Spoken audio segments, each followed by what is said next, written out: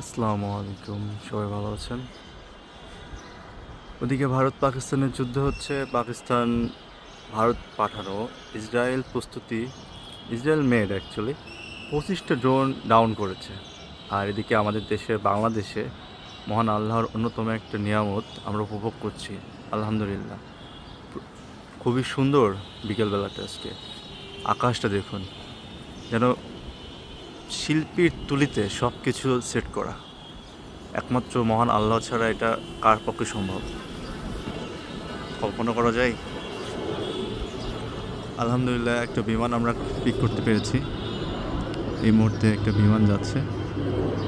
যদিও এই বিমান যুদ্ধ বিগ্রত এরিয়াগুলো ক্রস করবে, মানে এড়িয়ে চলবে অ্যাকচুয়ালি, যে কারণে সমস্যা হচ্ছে। পরমাণু যুদ্ধের দিকেও আমাদের পার্শ্ববর্তী দুটি দেশ জড়িয়ে যেতে পারে যে কোনো সময়।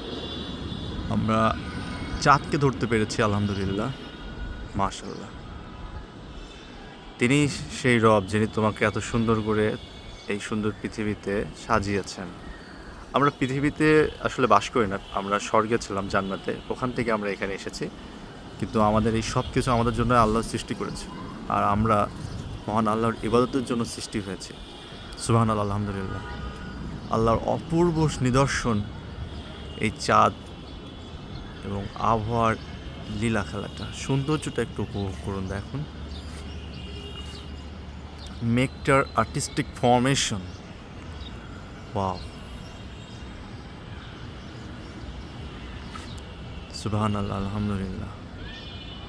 আকাশ দেখার সুন্নত, কখনো যদি আপনি সময় পান অবশ্যই আকাশ দেখবেন।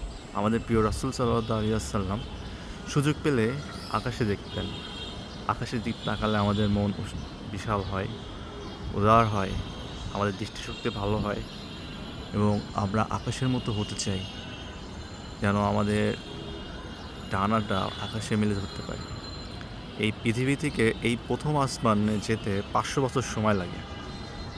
আর সেই আসমানের মধ্যে মহান আল্লাহ কত সুন্দর করেই না চাঁদ দিয়েছেন, তারা দিয়েছেন, এই মেঘমালা দিয়েছেন।